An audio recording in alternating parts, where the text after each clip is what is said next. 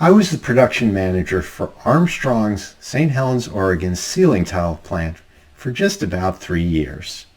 Now, when I arrived there, we were operating below our budgeted OEE at about 68%. Now, OEE is measured from anywhere from 0, meaning nothing's working, up to 100%, which means everything's running perfectly with no scrap, no downtime, and at top speed.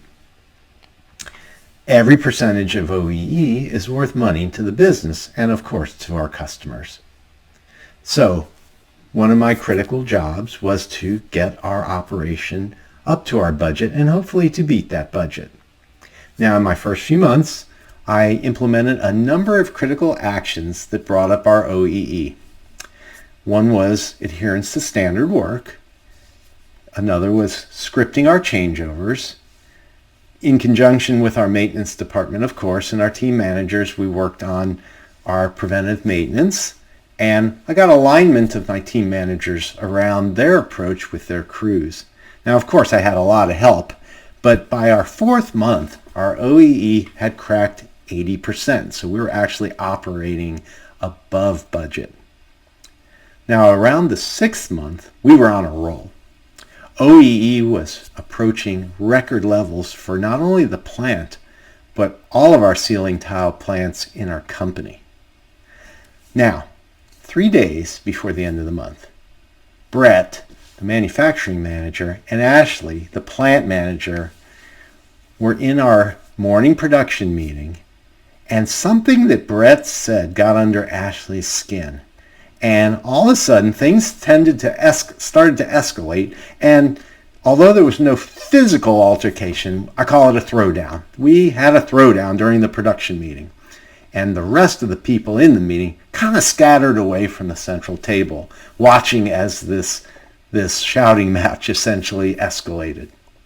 Now, as I was watching this, we tried to de-escalate the situation, and luckily the meeting ended, and both Brett and Ashley kind of walked away in a bit of a huff. And I was wondering, why couldn't we just enjoy our success? We were 3 days away from setting a production record. Now, first I went to Brett's office because he was my boss, and I wanted to understand what was going on. And Brett and Ashley had worked together for many, many years. And what he told me was no matter what we were doing and how good things were, Ashley would never think it was enough. Apparently, they taught that in plant manager school. But I wasn't willing to just leave it at that. So I decided to go to Ashley's office, and I wanted to understand what really was going on, and also point out the fact that that type of action really took a toll on our team, who was really doing their darndest to set production, scrap, and safety records that month. Well, I kind of laid out my issue, wanted to understand, and Ashley told me, Adam, it's just not my way. I just can't let down my guard, and her intensity was something she was unwilling to reduce. Now, what I tried to point out was, but this is really not setting a good leadership example for the team, that they're working so hard, yet you're making them feel like they're just not good enough. She responded to that in a very thoughtful and respectful way, but told me that this was just not in her to be any different than she already was. I told her I understood, but I certainly couldn't agree with it. Now, the good news was, when those 3 days were over, we actually did set a record that stood in the company for quite some time.